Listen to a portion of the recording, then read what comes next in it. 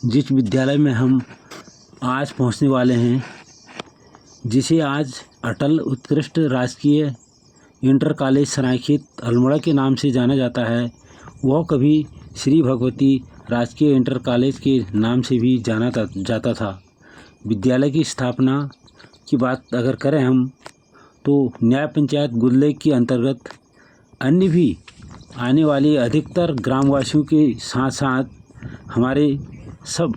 हम सब के पूर्वज गणमान्य व्यक्तियों एवं दिल्ली प्रवासियों के अथक प्रयासों, आर्थिक और शारीरिक श्रम से वर्ष 1952 में जूनियर हाई स्कूल के रूप में जूनियर हाई स्कूल की स्थायी मान्यता वर्ष 1969 यानी 69 में, हाई स्कूल की मान्यता वर्ष 1971 में, इंटर की मान्यता वर्ष 1981 में और प्रांतीयकरण 4 अप्रैल वर्ष 1990 में राजकीय संस्था घोषित हुई। सर्वप्रथम प्रधानाचार्य जी हम सबके पूज्य श्रीमान प्रयागदत्त बड़ाई जी सबसे लंबे अंतराल तक इस कॉलेज में बने रहे।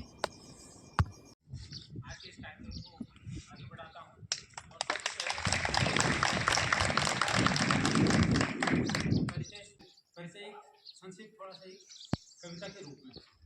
देवभूमि उत्तराखंड का रहने वाला हूँ मैं, पला बड़ा हूँ इसी बालों रेत में। नाम मेरा श्याम गुसाई, कोई श्याम शरण कहता है। रहता हूँ मैं जूनियर खेत में श्याम शरण में हूँ। उत्तराखंड में होंगे नहीं, ब्लॉक सियालदा है मेरा, ढाकना है मुझे। कुछ और आगे कहता हूँ, सुन लीजिए थोड़ा। तहसील सियालदा होगी है मेरी, जिला अभी भी है अल्मोड़ा। ग्राम पंचायत मसूरी में आता हूँ और जहाँ भी राज्य कार्यक्रम होते हैं वहाँ पर एक जाता हूँ। माटी का तिलक लगाकर धरती माँ को मैं प्रणाम करता हूँ। जल जंगल जमीन गौ गंगा हिमालय बचाने के लिए दिन रात मेहनत करता हूँ। कुछ लोग हैं जो खड़े को धराशायी करते हैं, मैं धराशायी को खड़ा कर हरा भरा बनाने का काम करता हूँ। ये मेरा काम है, ये मेरा मुझे ज्ञान है। बेस्ट लाइफ नहीं कि आपको कुछ समझा सकूँ, फिर भी माँ सरस्वती से प्रार्थना कर आज्ञा देता हूँ कि मैं अपने विचार आपको आइए करते हैं शुरुआत।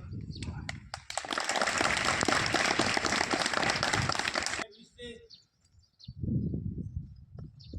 3-4 दशक से इस काम को कर रहा हूँ। करता क्या हूँ, 16 संस्कार होते हैं, 16 संस्कार को पौधारोपण करने का काम करता हूँ। राष्ट्रीय पर्व आते हैं, लोकल त्यौहार आते हैं, आजकल तो छोटी छोटी जागृति होती है, उनमें भी पौधारोपण करके शुरुआत करता हूँ और उनका समापन करता हूँ। कोई किसी जॉब करती, कोई रिटायरमेंट हो गया तब मैं पौधारोपण करता हूँ। और बाकी ऐसे पर्वों का पौधारोपण किया जाता है। आज एक बड़ा खास दिन है, डाइवर्सिटी डे है, जैव विविधता दिवस। आज के दिन को विश्व जैव विविधता दिवस के रूप में जानते और मानते हैं, मनाते हैं। मैं इस कार्य को करना प्रारंभ किया, इसके साथ साथ अकेले दम पर यहाँ तक पहुँचा हूँ। छोटे छोटे पौधों को कटिंग करके ग्रो करता हूँ, पौधारोपण करने का एक थोड़ा सा प्रयास करता हूँ। सैकड़ों विद्यालय में जा चुका हूँ और एक प्रयास निरंतर जारी है। आज जो है विश्व जैव विविधता दिवस है। जैव विविधता का मतलब समझते हो? जैव का इस पृथ्वी में जीवन की विविधता से, ठीक है, इस पृथ्वी में जीवन की विविधता से है। इसमें सारी चीजें आ गई, जीव जंतु आ गए, पेड़ पौधे आ गए, वनस्पति आ गए, सब कुछ उसी में आ गए और छोटे सूक्ष्म जीव भी आ गए और यहाँ तक कि उनके जीन भी आ गए। ठीक है, इसको जैव विविधता कहते हैं। इसको 3 प्रकार से हम समझ सकते हैं उसे। कैसे? जेनेटिक, जैसे कि इंसान है, सब इंसान है, परंतु कोई छोटे हैं, कोई लंबे हैं, कोई बौने हैं, कोई गोरे हैं, कोई काले हैं। तो इस प्रकार से हम समझ सकते हैं। ठीक है। दूसरा प्रजाति है, कई एक ही कई प्रकार की प्रजातियां वनस्पति। ठीक है। और तीसरा पारिस्थितिकी, मतलब उसमें घास के मैदान जा सकते हैं और नदी भी, नाले भी, पहाड़ भी और झील भी, पेड़ पौधे भी, सब कुछ उसमें मिश्रित है। तो ये जैव विविधता। आज का दिन जो है जैव विविधता का दिन, इसलिए जो है ऐसे पर्वों का आपको ये भी पता होना चाहिए। पर्यावरण के प्रमुख दिवस कौन कौन से हैं, उनके बारे में भी जानकारी होनी चाहिए। क्यों? किन दिन में पर्यावरण के प्रति जागरूकता फैलानी है और किस दिन हमको पेड़ लगाना है। ये तो जन्मदिन का हो गया, क्योंकि देखोगे तो क्या होगा, जैव विविधता होगी। ठीक है, पेड़ पौधे उगेंगे, कीट पतंगे उगेंगे, जीवों को आश्रय मिलेगी, तो जैव विविधता हमारी ग्रो करेगी। जैव विविधता की आज संरक्षण की जरूरत पड़ेगी। क्यों? तो इसलिए आज जो है 22 मई को विश्व जैव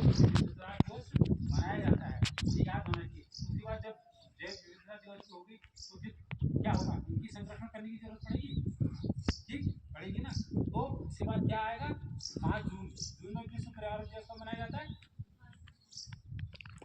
5 जून को विश्व पर्यावरण दिवस। उस दिन जागरूकता हमको जागरूक करना होगा और कराना होगा। तो क्या करते हैं, हरा पदार्थ है इसको क्लोरोफिल कहते हैं। ठीक है, इसमें क्या होता है, जब सनलाइट पड़ती है फोटोसिंथेसिस होता है, तो इसमें प्रकाश संश्लेषण होती है, हम ये भोजन बनाते हैं और हमको पता नहीं चल रहा है जो श्वासें हम ले रहे हैं ना, ये इससे ही मिल रही है। ये कब मिल रही है कि जब इसमें प्रकाश की किरण पड़ रही है और उसके साथ साथ क्या हो रहा है, ये हमको ऑक्सीजन बना रहे हैं और कार्बन डाइऑक्साइड ले रहे हैं और ऑक्सीजन को हमको दे रहे हैं। ठीक है, तो हम सभी सकते जीवित हैं। तो इसलिए इस पर ध्यान देने की जरूरत है आपको कि इसमें प्राणी, इसमें भी ये जान होती है, इसमें सब ये हम हमारी बोल नहीं सकते सिर्फ, परंतु ये चेतन जीव है। ये समझते हैं, रोते हैं, चिल्लाते हैं, गुनगुनाते हैं, आपस में एक दूसरे से सहयोग की भावना भी रखते हैं। अगर कोई इनको अटैक करने की नौबत आई तो ये जड़ों से लेकर के, टहनी से लेकर के संकेत देते हैं और ऐसे ऐसे गंध और ऐसे ऐसी गैस छोड़ते हैं कि जिससे कि इनको मतलब दूसरे को नुकसान पहुँचे, तो अपनी बचाव करते हैं। हमारे एक बहुत बड़े वैज्ञानिक हुए प्रोफेसर जगदीश चंद्र बोस, तो उन्होंने इस पर रिसर्च किया, शोध किया कि इनमें प्राण होता ही नहीं है, इनमें ये बोलते भी आपस में और सब समझते हैं। तो वैश्विक स्तर की चिंता है कि जो आज इतना पॉल्यूशन हो गया है, आज ग्लेशियर पिघल रहे हैं, आज जो है पॉल्यूशन इतना हो गया है कि हम बीमारी के चपेट में आ गए हैं। पूरी दुनिया में 51 लाख लोग एक साथ मर रहे हैं, उसमें 21 लाख इंडिया के हैं। तो हिंदुस्तान में इतनी मौतें हो रही, किससे? पॉल्यूशन। तो इसको अगर रोका नहीं गया तो इसको क्या होगी, इसलिए हमको क्या ओजोन परत के बारे में सुना है? ओजोन क्या चीज़ है? 2 मंडल, कितने मंडल है? 5 मंडल है। 2 मंडल के ऊपर और मध्य मंडल से नीचे बीच में समताप मंडल। समताप मंडल क्या है? एक ओजोन की ऊपर लेयर है, परत है, उसमें आज छेद होने लग गए क्योंकि ये सनलाइट पड़ती है डायरेक्ट ना, इसमें क्या अल्ट्रावायलेट क्या पड़ती किरणें, पैरा बैंगनी किरणें पड़ती है। वो किरणें क्या करती है, अगर सबसे इसका आपका गोला अगर डायरेक्ट पड़ेगी, वो लेयर नहीं होगी ना, ओजोन परत नहीं होगा, तो इसकी डायरेक्ट पड़ेगी शरीर पर, तो जीव जंतु पर भी प्रभाव पड़ेगा, हम पर भी पड़ेगा, पूरी पृथ्वी पर पड़ेगा, पूरी वनस्पति पर पड़ेगा, सब चीज़ों को उसका प्रभाव पड़ेगा। इतनी तेज गर्मी हो रही है, उसके लिए क्या करना पड़ेगा, इसलिए उसकी संरक्षण, सतह की उस परत की जो है संरक्षण करना पड़ेगा। तो 16 सितंबर को क्या विश्व ओजोन संरक्षण दिवस मनाया जाता है, इसलिए उसमें उसका काम करना पड़ेगा। सबसे ज़्यादा सीएफसी गैस हमारी जो एसी है तो क्या है, उसके बाद हमारी जो फ्रिज है, ठंडे करने के जितने भी उपकरण है बिजली के, वो उसमें सीएफसी गैस, क्लोरोकार्बन, वो सबसे खतरनाक गैस होती है और हम उसी फ्रिज का ठंडा पानी पी रहे हैं। तो इसलिए जो है हमको ओजोन संरक्षण करने की ज़रूरत है। ओजोन की जो परत है उसकी देखभाल करने की ज़रूरत है। वो कम होगी, कैसे होगी, जब ऑक्सीजन की मात्रा ज़्यादा होगी। ऑक्सीजन कैसे ज़्यादा होगा, जब हम पेड़ पौधे लगाएंगे। पेड़ पौधे देख रहे हो आप, इसमें यहाँ से लेकर के जनवरी से लेकर जनवरी फरवरी 2-2 महीने का लिया है। 6 महीने इस लकीर से ऊपर हैं और 6 महीने नीचे को हैं, देख रहे हो आप यहाँ से। तो इसमें यहाँ से है जनवरी माघ और फाल्गुन 2 एक साथ लिखे हैं, जनवरी और फरवरी एक साथ। तो ये जो ये है, ये शिशिर, इन महीनों में क्या है, जाड़े का है, शिशिर ऋतु, जाड़े का मौसम होता है जनवरी फरवरी में। यहाँ भी होता है जाड़ा, तो यहाँ भी होता है, परंतु उसके बाद क्या है, मार्च अप्रैल, चैत बैसाख, बसंत ऋतु आ जाती है। चैत बैसाख में, चैत्र में ना हमारा नया साल यही से शुरू होता है, बसंत ऋतु। तो ये मार्च अप्रैल चैत बैसाख बसंत ऋतु हो गई। उसके बाद मई जून आ गया, ज्येष्ठ आषाढ़ ग्रीष्म, ये गर्मी आ गई। फिर उसके बाद यहाँ ले लो आप, ये वर्षा ऋतु आ गई, श्रावण भादों में बारिश ज़्यादा होती है। ठीक है, जून जुलाई में। इसके बाद शरद ऋतु, आश्विन, और ऐसे देखोगे तो आप 2 आए हैं, यहाँ उत्तरायण लिखा है, यहाँ दक्षिणायन लिखा है। ठीक है, तो ये चीज़ें, इनके बारे में थोड़ा नॉलेज हमको मिलनी चाहिए, जानकारी। हम हिंदुस्तान में रहते हैं, तो हमारे जो रीति रिवाज हैं, जो हमारे त्यौहार हैं, जो हमारे इनकी खोज किसने की थी, आर्यभट्ट जी हुए। तो उनके खगोल शास्त्री पूरी उन्होंने ही बताया कि भाई बार कैसे बनेंगे, कितने, एक हफ्ता कितने का होगा, चाँद से पृथ्वी से चाँद की दूरी कितनी होगी, वो सारी चीज़ें उन्हें पहले बहुत सारी हमको तो बता, दुर्भाग्य हमारा हमको बताया नहीं गया है। हमको तो इतना बताया गया कि भाई राइट ब्रदर्स ने जो है हवाई जहाज़ का आविष्कार किया। भारद्वाज ऋषि हुए, उन्होंने जो है क्या किया, विमान शास्त्र लिखा, उसके आधार तलपदे जी ने उसका रिसर्च की, शोध की और सबसे पहले वायुयान बनाया, हवाई जहाज़ बनाया, उसको उड़ा के दिखाया। पहले ज़माने में वो इससे फ्यूल से नहीं चलते थे, वो तेल से नहीं चलते थे, उसके लिए कोई पेट्रोल वेट्रोल नहीं चाहिए था। वो किससे चलते थे, उनमें हीरे मोती जड़े रहते थे, सनलाइट पड़ती थी। जो है हिंदुस्तान की सबसे पहले बोलना लिखना, पहले ब्रह्म लिपि थी, फिर देवनागरी लिपि थी, संस्कृत भाषा, तो जो है उसमें बाहर विदेशों को उस पर रिसर्च हो रहा है, शोध हो रहा है, उसको लोग हमारा पहनावा वो कर रहे हैं, जो क्या यूज़ कर रहे हैं उसको, और हम अपने पहनाव को भूल गए, अपनी खान पान को भूल गए, अपनी वेशभूषा को भूल गए। ठीक है, तो विदेश में उस चीज़ का प्रचलन हो रहा है, वो सीख रहे हैं कि हमारे यहाँ की प्रकृति कैसी है, हमारे यहाँ के संस्कार कैसे थे। नहीं है, ये वायु तत्व है, ठीक है, मध्यमा आकाश तत्व है। हाँ ये बीच में बैठो, हाँ बीच में, हाँ और ये अंगुली जो है बीच में बैठो, अनामिका, लाइन लगाओ। ये पृथ्वी तत्व है। और ये सबसे छोटी अंगुली क्या है, इधर आ जाओ। इसीलिए कहते हैं जब लघु संख्या जाते हैं ना, लघु संख्या तो ऐसे करते हैं, तो इसका मतलब ये जल तत्व है। ठीक है, ये तत्व का ज्ञान भी होना चाहिए सब चीज़ को। तो आप थोड़ा सा इसी पर फोकस करते हैं कि आप सफल कैसे होना अपने जीवन में, सफलता कैसे प्राप्त करें अपने जीवन में, हम अच्छे मनुष्य, क्योंकि जब तक हमारा प्रत्येक बच्चा, प्रत्येक परिवार का प्रत्येक बच्चा संस्कारवान नहीं होगा, शिक्षा के साथ साथ उसको स्किल न सिखाई जाएगी, इसके साथ साथ उसको प्रत्येक कार्य के प्रति जागरूक नहीं किया जाएगा, अपने संस्कारों के प्रति, अपने लगाते हैं।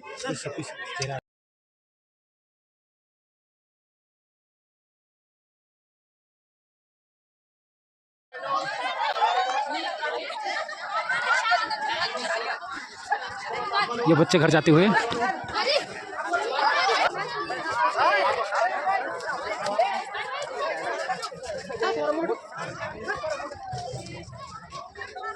तो सर जी, जो है आज का इसमें जो है कार्यक्रम रखा गया था यहाँ पे, ये आपको कैसा लगा और इसके बारे में आप क्या कहना चाहेंगे?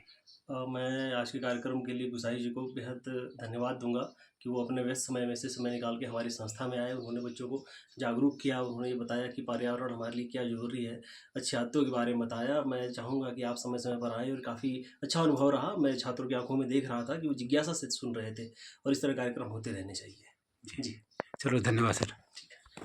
तो आइए आपको ले चलते हैं इंटर कॉलेज की ठीक दाहिनी तरफ आस्था का केंद्र पवनपुत्र श्री हनुमान जी के मंदिर में। यह मंदिर पौराणिक और भव्य सुंदर वादियों में बसा है, जहाँ से हमारे देश का मस्तक विराट पर्वतराज, जो कि दुनिया के बड़े भूभाग के लिए जल, जीवन व पर्यावरण का आधार है, उनके दर्शन होते हैं। इस धार्मिक एवं रमणीक स्थान पर दूर दूर से श्रद्धालुओं का आवागमन लगा रहता है, और प्रतिवर्ष श्री हनुमान जन्मोत्सव बड़े हर्षोल्लास और धूमधाम से मनाया जाता है। लंबे अंतराल के बाद इस पावन भूमि में परम श्रद्धेय श्री विद्यागिरी जी एवं श्री शांतिपुरी जी महाराज के पावन सानिध्य में 31 मई 2025 से मर्यादा पुरुषोत्तम भगवान श्री रामचंद्र जी के आदर्श जीवन पर श्री रामलीला मंचन का शुभारंभ होने जा रहा है। तो आइए हम भी भगवान के आदर्शों को अपनाएं और अपने जीवन में उतारें और जीवन को सफल बनाएं।